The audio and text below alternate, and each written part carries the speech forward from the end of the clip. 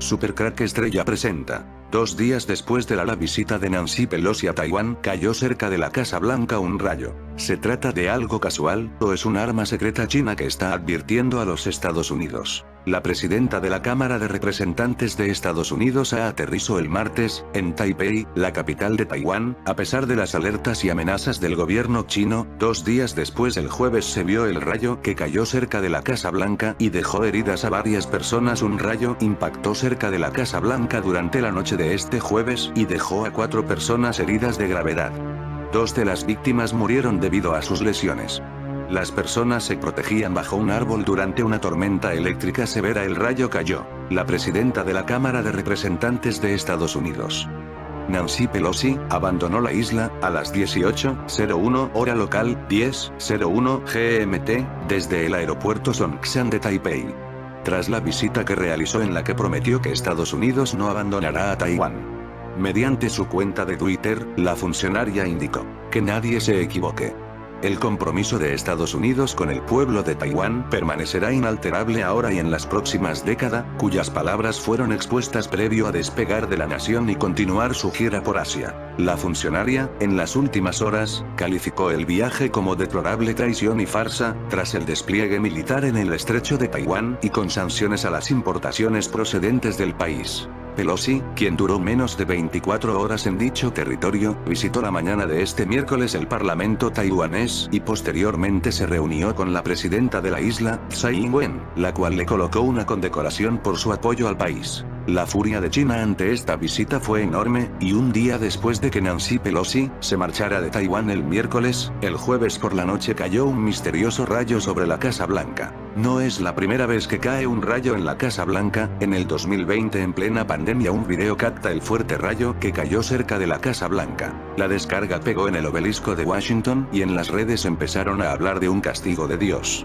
Esto fue el 2 de junio del 2020. La descarga impactó de lleno en el obelisco, que homenajea a George Washington y, según se difundió, generó que 2 guardias nacionales que estaban apostados en la Plaza Lafayette frente a la Casa de Gobierno fueran hospitalizados. Vito Margiolo, portavoz del Departamento de Servicios Médicos de Emergencia y Bomberos del Distrito DC, indicó a NBC News que están fuera de peligro. "No fueron alcanzados directamente, pero sintieron los efectos", advirtió el vocero. 2 años después del rayo del 2020, cae otro rayo un día después de la visita de Nancy Pelosi a Taiwán. La policía confirmó el fallecimiento de 2 personas y otras tantas resultaron heridas graves. Ello, al ser alcanzadas por un rayo este jueves 4 de julio, por la noche en las inmediaciones de la Casa Blanca en Washington. 2 personas fueron declaradas muertas tras ser alcanzadas por un rayo en Lafayette Square, a pocos metros de la reja de la Casa Blanca, informó la policía. Se trata de una pareja del estado rural de Wisconsin. James Mueller, de 76 años, y Donna Mueller, de 75, precisaron las autoridades. Las otras 2 víctimas permanecen en estado crítico, según la policía. La portavoz de la Casa Blanca, Karine Jean-Pierre, dio el pésame a las familias de los fallecidos en un comunicado. "Rezamos por aquellos que aún luchan por sus vidas", añadió. En las fotos publicadas por los bomberos se ven decenas de vehículos de socorristas en la plaza, cubierta de árboles en medio de la tormenta. La probabilidad de ser alcanzado por un rayo es de 1 en 1.000.000, según datos de las autoridades sanitarias de Estados Unidos. El portavoz del Departamento de Bomberos de Washington, Vito Margiolo, insistió en la necesidad de refugiarse en un lugar seguro cuando hay rayos. "Los árboles no son lugares seguros.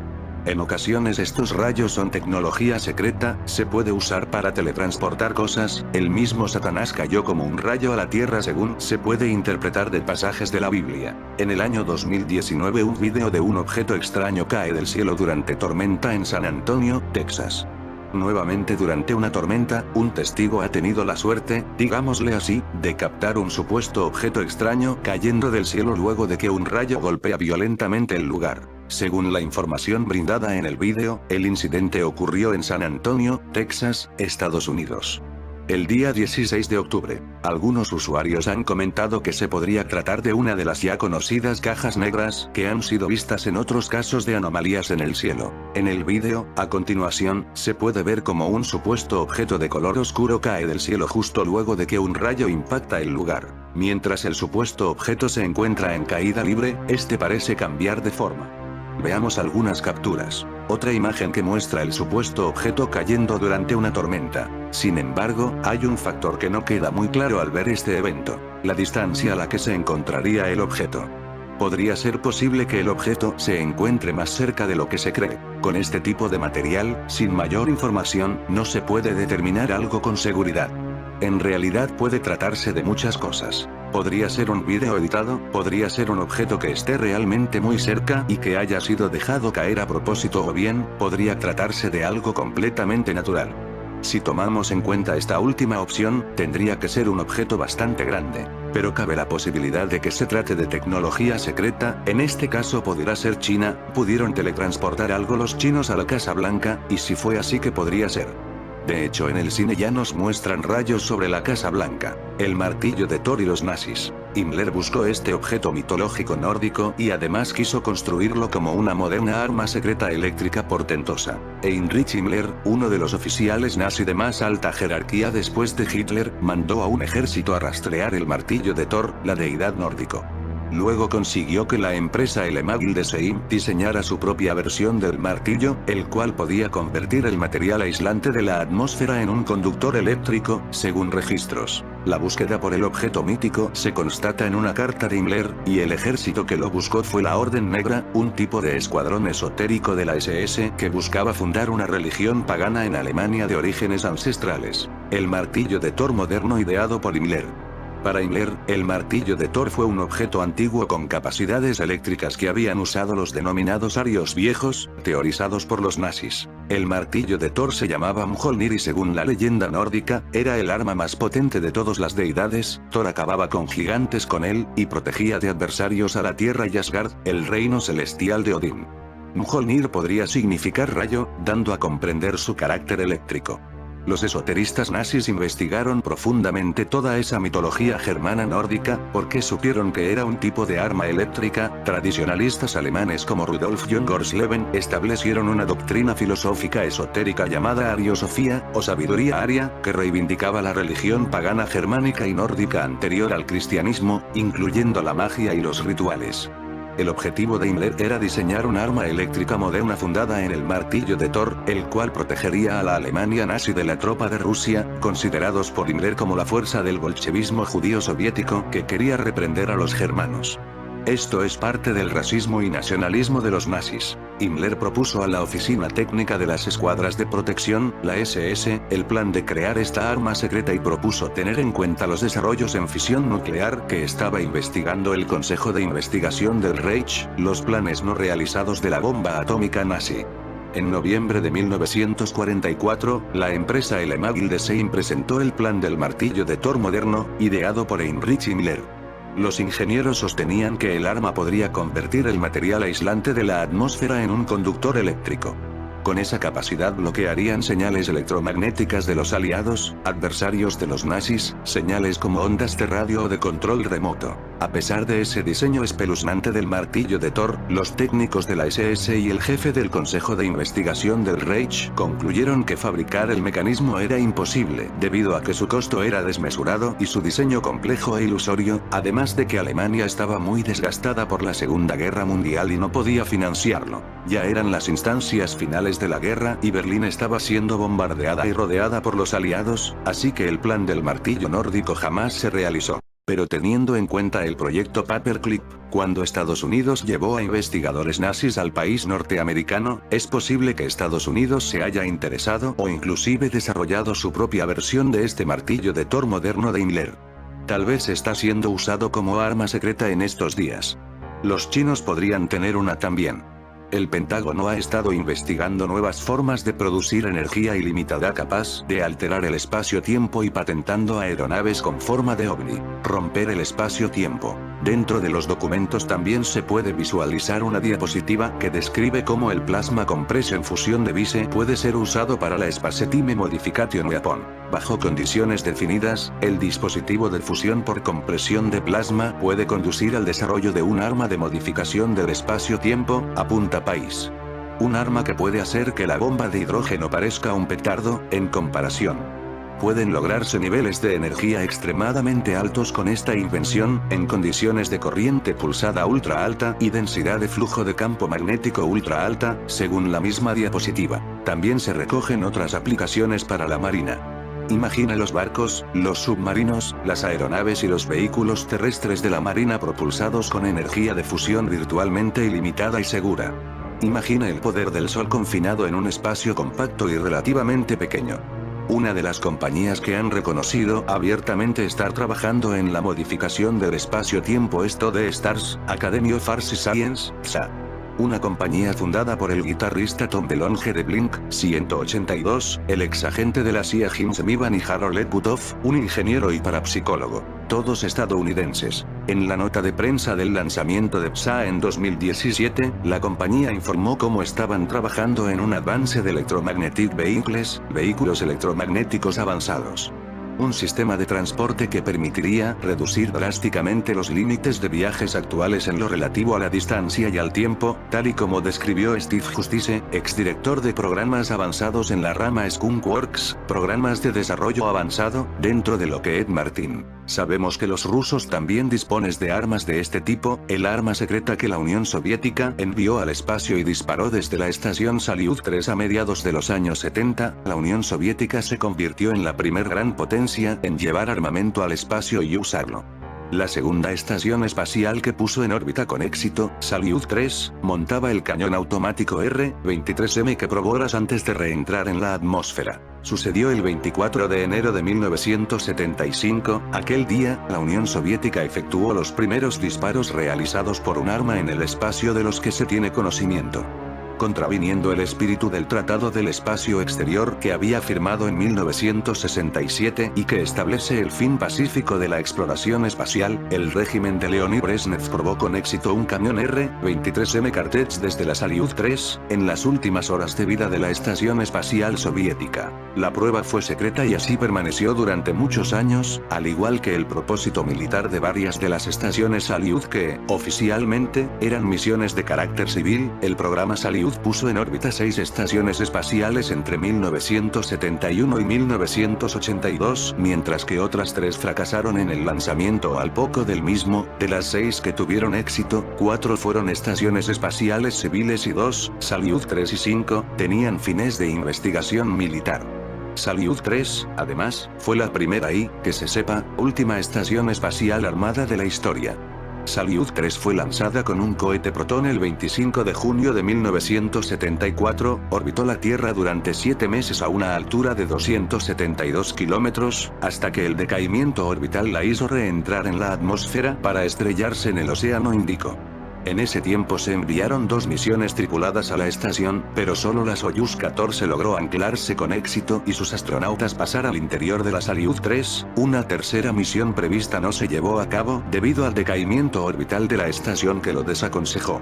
Salyut 3 estaba equipada con 14 cámaras de observación de la Tierra así como con la nueva arma secreta a la que algunas fuentes refieren como R-23M Kartech. El desarrollo del arma lo llevó a cabo la oficina de diseño KB Tochmash bajo la dirección del ingeniero jefe Alexander Nudelman, quien tomó como base el cañón de 23 mm diseñado en 1964 por Aaron Richter, conocido como Richter R-23, que equipaba el bombardero supersónico Tupolev Tu-22. Nudelman lo adoptó a las necesidades de la estación espacial, convirtiéndolo en un cañón de fuego rápido de 14,5 mm capaz de disparar proyectiles de 200 gramos a una velocidad de 690 metros por segundo, con una cadencia que pudo ser de entre 950 a 5000 disparos por minuto, extremo sobre el que hay disparidad de opiniones, y alcanzar objetivos a una distancia de hasta 3,2 kilómetros. Las pruebas realizadas en tierra habían tenido éxito, pero los ingenieros rusos tenían dudas acerca de la resistencia de la integridad de la nave ante la fuerza del retroceso.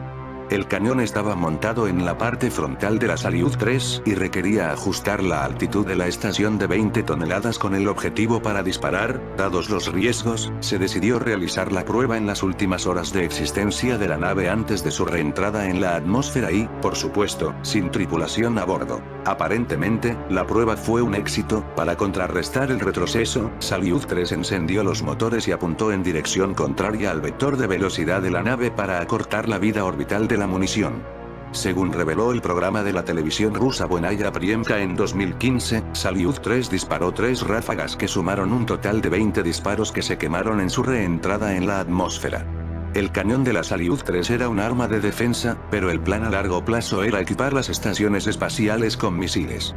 Sin embargo, la Unión Soviética no completó más estaciones espaciales armadas y la última Salyut con fines militares fue la Salyut 5, lanzada en 1976. Otros inventos como esta tecnología permitiría dominar esas descargas eléctricas, para evitar incendios y hasta controlar la contaminación atmosférica. Investigadores de las Universidades Nacional de Australia y de Nueva Gales del Sur en Canberra, ANU y UNSW, por sus siglas en inglés, desarrollaron una nueva tecnología para controlar los rayos, informan medios locales. Los ingenieros detrás de este invento, en su mayoría de origen ruso, activaron, atraparon y guiaron descargas eléctricas en el aire mediante el uso de micropartículas de grafeno y un haz de luz de bajo voltaje en forma de vórtice que lanzaron entre dos electrodos. Debido a que el gran colisionador de hadrones ha entrado en una nueva fase de experimentos que hará crear colisiones a niveles de energía sin precedentes, son muchas las voces que se han alzado para advertir de su verdadero peligro. Esta vez, no serían meros agujeros negros. Estamos hablando de que si algunas teorías son correctas, entonces a partir de hoy, 5 de julio, cuando comiencen los experimentos, podría abrir las llamadas puertas al infierno, portales demoníacos o un acceso al multiverso. Hay que recordar que algunos científicos están explorando las posibilidades de un multiverso en relación con el bosón de Higgs, una teoría que presumiblemente se desarrollará con la recopilación de más datos en los próximos años. Al entrar en un nuevo período de operación a energía máxima, el LHC podría desatar fuerzas demoníacas procedentes de otras dimensiones. Como podemos comprobar, de nuevo el LHC vuelve a provocar pánico no solo en las redes sociales, sino que también en la mismísima comunidad científica. Tendremos que esperar para saber los efectos que pueda tener estos nuevos experimentos y los récords de niveles de energía récord.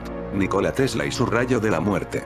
El artefacto, que comenzó a proyectarse durante la Guerra Mundial, fue definido como un arma de 60 millones de voltios, muerte y exterminio a 400 kilómetros de distancia, capaz de liquidar a un ejército de 1 millón de hombres. Entre los más de 700 inventos patentados que le atribuía, el nombre de Nikola Tesla en la actualidad suele asociarse, principal y quizá injustamente, a este rayo de la muerte mencionado en su necrológica. Comenzó a proyectarlo durante la Primera Guerra Mundial y ya en 1917 la prensa se hacía eco de él. Según la revista Madrid Científico, este podía emitir, a través del aire, una onda eléctrica que haga estallar a gran distancia los explosivos del enemigo. Puede afirmarse casi con seguridad, declaraba Tesla a la misma revista, que esta es la última guerra en que la pólvora y los explosivos decidirán la lucha. La guerra futura se hará por medio de la electricidad. El cañón resultará impotente para el arma del porvenir. Se ha llegado al límite. El proyecto mortal de Tesla, también conocido como rayo de telefuerza, seguía adelante, y en la década de 1920 el ingeniero declaraba que estaba diseñando una torre que podía lanzar un gigantesco rayo de partículas ionizadas, capaz de desintegrar un avión a más de 330 kilómetros de distancia y hacer desaparecer a la gente como si de hormigas se tratara. Supuestamente, esta disparaba rayos de 60 millones de voltios, capaces de volatilizar el acero, aunque su efectividad se vería mermada en las largas distancias por la curvatura de la Tierra. Muerte, fuego y explosión. La transmisión de grandes cantidades de energía sin necesidad de conductores era un campo en el que Tesla llevaba trabajando más de 20 años con mucho éxito, y ya en 1917, durante la Primera Guerra Mundial, se había atrevido incluso a sugerir que si desvelaba detalles de su megaproyecto, los combatientes podrían aprovecharlos para aumentar el horror de sus enemigos, pero adelantaba, de todas formas, que con sus aplicaciones se podría provocar la muerte, el fuego y la explosión, causadas a distancia por medio de máquinas silenciosas. Ese día, concluía seguro de sí mismo, acabarán las guerras. La Primera Gran Guerra, sin embargo, no acabó hasta 1918, el proyecto de Tesla, que corría de boca en boca, no se había llevado a la práctica. Sin embargo, en la prensa de 1934, el rayo de la muerte parecía ya una realidad, que el siglo futuro definía como un arma de 60 millones de voltios, muerte y exterminio a 400 kilómetros de distancia, y la revista Blanco y Negro como un artefacto capaz de exterminar a distancia un ejército de 1 millón de hombres. Con toda esta apocalíptica propaganda, Nikola Tesla se empeñó en defender el valor científico de su obra más allá del militar, definiéndola como la mayor ayuda que tiene la causa de la paz internacional, porque, empleando la transmisión de energía por el aire, cada nación de la Tierra se hará inexpugnable a las invasiones. Creía Tesla que si entregaba este rayo de la muerte a cada país para que lo utilizase como arma defensiva, terminarían las guerras que tanto odiaba, una especie de equilibrio basado en la fuerza, como el que se daba en la Guerra Fría, pero subrayaba, además, las increíbles ventajas que traería en terreno comercial e industrial, revolucionando los sistemas de producción y transporte.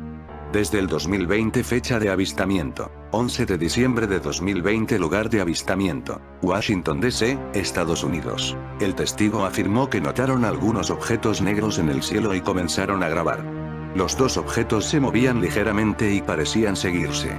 El ejército estadounidense ha registrado ovnis similares en vídeos infrarrojos publicados recientemente. Estos ovnis negros se parecen mucho a uno de esos vídeos de ovnis extraterrestres sobre Washington D.C., la ciudad más poderosa de todo Estados Unidos. Eso era de esperar, ¿no? Los extraterrestres quieren saber cómo piensan los funcionarios del gobierno en este momento, y acceder a nuestras redes de comunicación es la vía rápida para obtener esa información. La década de 1950 marcó el carrusel de Washington.